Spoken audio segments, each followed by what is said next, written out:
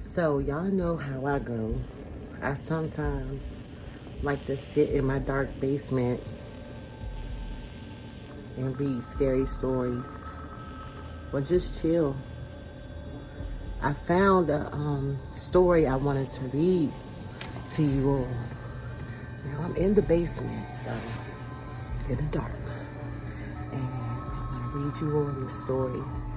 It's called Selfies by Lavie Tidhar. Here goes.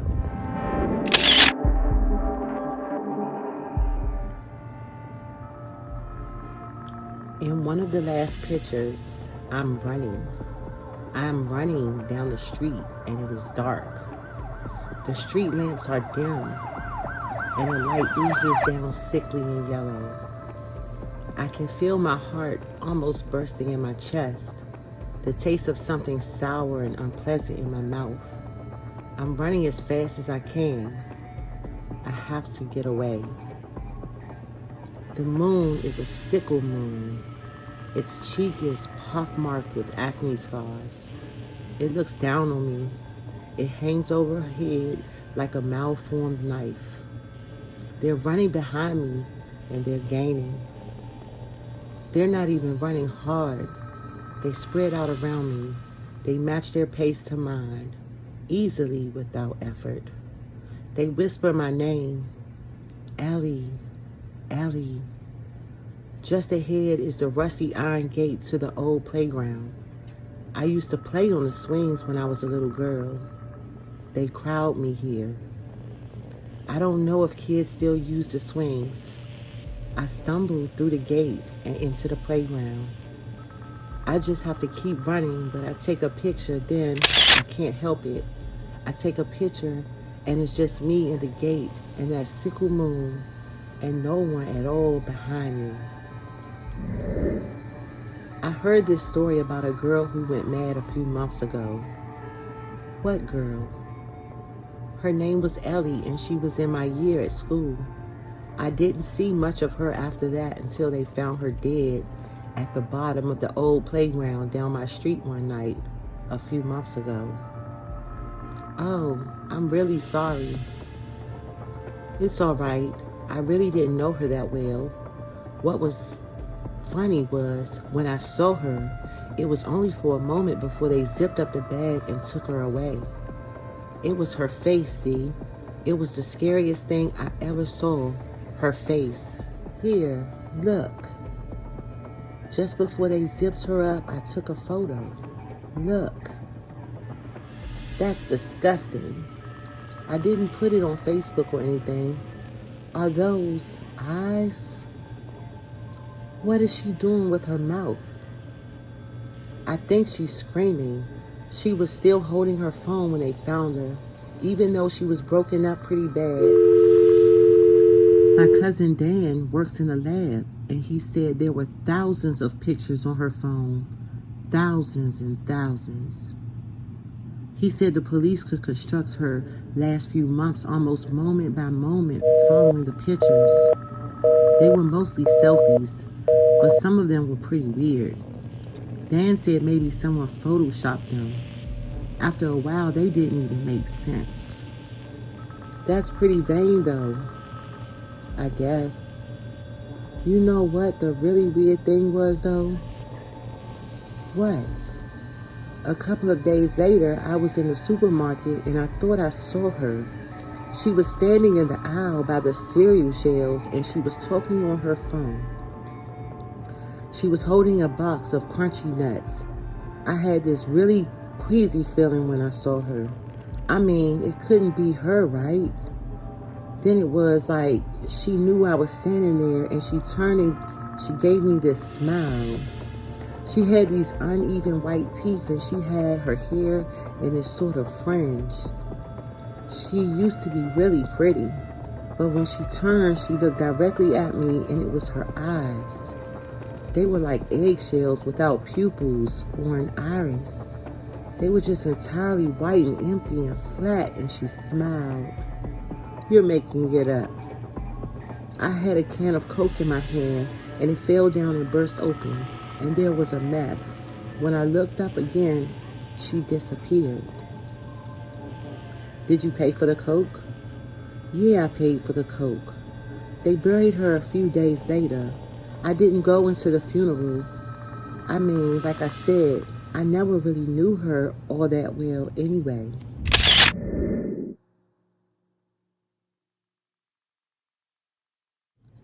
This is right after I buy the phone. The shop behind me has a sign that says previously owned. I don't know if that is the name or just a description, but it is accurate all the same. I'd gone to the mall just browsing. At the back of the lower level, all the way back, the shops turned dusty and dark. There's a baby clothes store that hasn't seen a baby in years, and a shop for vegan supplies, and a video store that's permanently shut. I had not noticed this particular shop before. I go in and it's filled with strange objects and all sorts of knickknacks, weird clockwork devices and creepy voodoo dolls and paintings of grotesque creatures like something on the cover of a paperback. At first I don't see anyone in the shop, but then I hear a cough, and this weird old guy with a long horse-like face and pale watery eyes appears behind the counter, almost like he'd just been somehow cut out the shadows and given form and pushed into the light, and he coughs again and says, "Can I help you, miss?" I say, "I'm just browsing," and I see his face frown in displeasure, and it makes me feel uncomfortable. "You're very pretty," he says, suddenly, and I think I blush, and I shrug a little awkwardly. No, really," he says. "Thank you," I say. "Here," he says. He brings something out from behind the counter, and it's so startling in the shop among all the old and dusty objects. It's a brand new phone. "Do you have one?" he says. "A phone? A phone like this one?" No, I say. "I just have this old thing." "Then take this one," he says. "From me." "You mean for free?" "No," he says, and looks at me like I'm dumb. "Of course not. I don't run a charity here." "Oh, I mean, very cheap," he says, and he pushes the phone at me aggressively. Take it. He scares me, so I take it, but as soon as I hold the phone, I feel better. It feels so smooth and warm, and it fits snugly into my palm. I swipe across the screen, and the icons blink back at me. I barely hear that awful man when he says the price, and like in a dream, I take out some money and give it to him. He said I was pretty, but I guess I never thought of myself as pretty. I mean, I didn't give it much thought one way or another. I step out of the shop, and suddenly there's a light around me and air.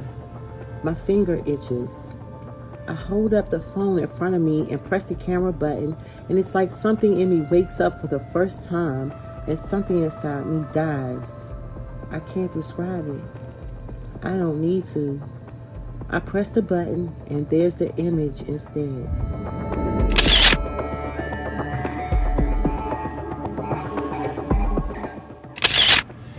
In the last picture, I'm dead.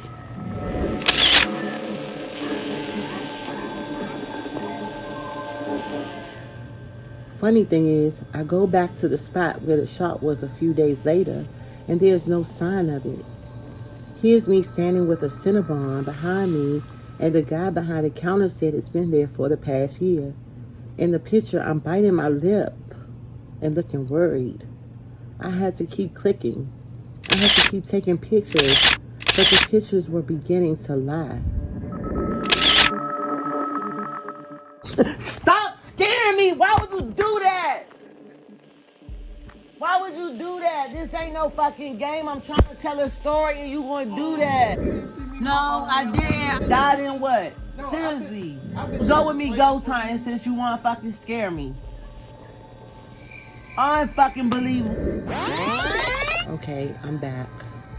My husband decided to sneak down here and scare me in the middle of my story. But I guess that's part of my channel, right?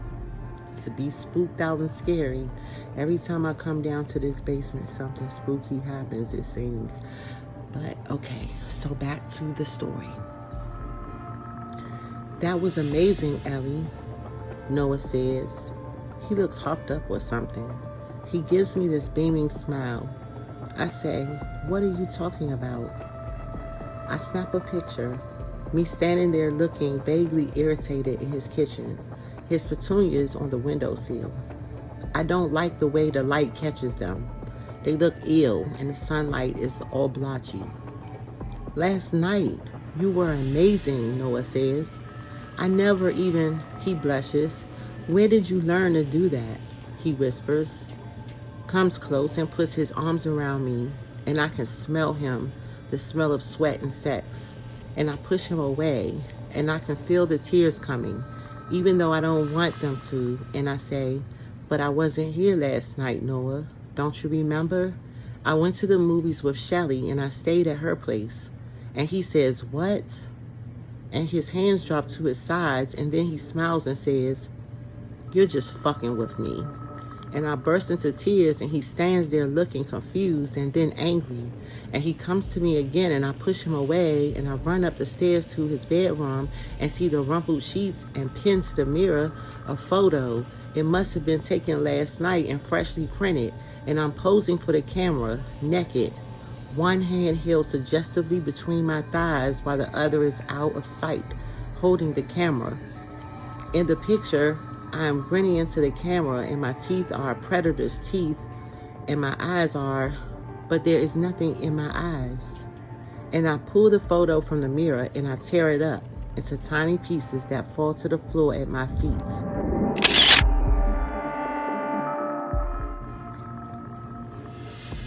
Dinner with Mom and Dad and Noah. We're all smiling. Noah has his arm around me, and he's grinning stupidly into the camera, and so am I. I'm feeling like there's a fire inside me, burning from the inside out, like light falling on a negative, and it's reaching everywhere. It's touching everything with light.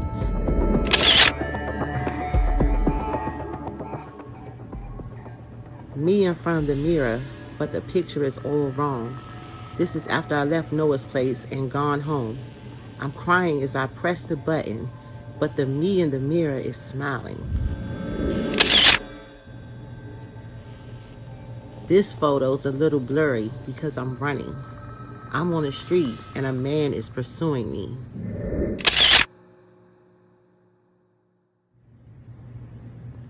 Blurry as I turn away from the man who's still speaking.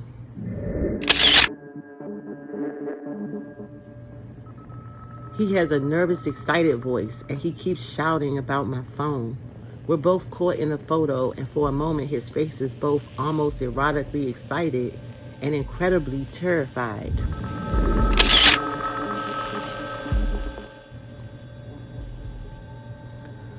A man approaches me in the street, but he's not in the photo. He wants to buy my phone. I can't really understand what he's saying. He is tall and thin with a straggly beard, and he smells as though he hasn't washed for a few days. He says his name is Farnsworth and that he's a collector. He keeps asking me where I got my phone and do I know what it is. I tell him it's just a phone, but he doesn't really listen. He says something about mimic objects and parasite mechanics and things that look like other things. Dark chamber, he keeps saying. Dark chamber. A camera obscura. I don't know what any of it means. I start to turn away from him. I think from the corner of my eye, I catch my reflection standing on the street corner, only there is no mirror there.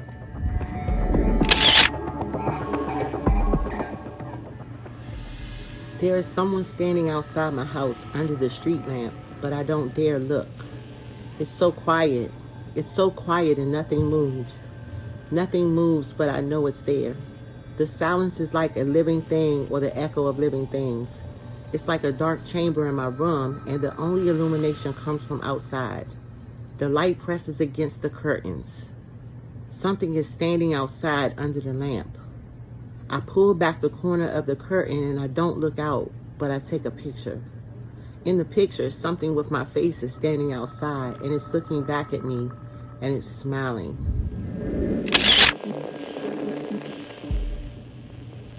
Someone had slipped an envelope under my door in the night, and when I open it, I find a piece of paper inside torn from a book. I'm holding it up next to my face. My eyes are puffy. You can just about make out the letters. It says, "The Mad Jesuit Father Alfonsi, in his 16th century manuscript, Umbra Autumn Extempore, first wrote of the curious properties of a certain kind of light, or rather shadow, or shadows. It is unclear in view of sometimes contradictory translations. He wrote the manuscript while incarcerated in a monastery in the bogs of Scotland, where he was held for blasphemy for some several years. In it, he describes a device which he claims to have constructed, a sort of optical instrument or camera obscura, that is to say, a dark chamber, for the capture of such anti-light or shadows, or possibly in some translations, notably the French Giraud manuscript of 1653, a soul. The mad Jesuit committed suicide, or perhaps was killed. The record is obscure, by falling from the top of the monastery to the bogs down below. How he made his way from the stout walls of the cellars that imprisoned him to the top undetected is unclear, nor was there any sign of the device found after his death. Though he himself was eventually found and buried, for many months afterwards, local peasants reported the unsettling sight of a man answering Father Alfonsi's description being seen far and wide, sometimes in the midst of night, and sometimes plainly in the height of day. But the figure never spoke, or, if it had, none had recorded its words. I don't know what it means. It's gibberish. It's blurry because my hand is shaking so much and you can't make out anything. Farnsworth again. I point to the phone at him and he shrieks and runs away before I can take his pictures. Take one. And another. And another. And another, and with each one I feel better and worse, like I'm being cut up into a lot of tiny little pieces, like bits of me are lost, like there is me and me and me and me and another.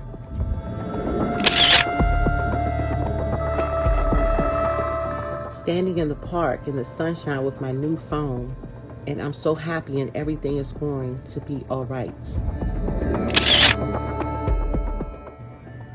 Me with a crying face. Dark. I have red eyes. It's night and I've just been woken. Farnsworth is outside shouting.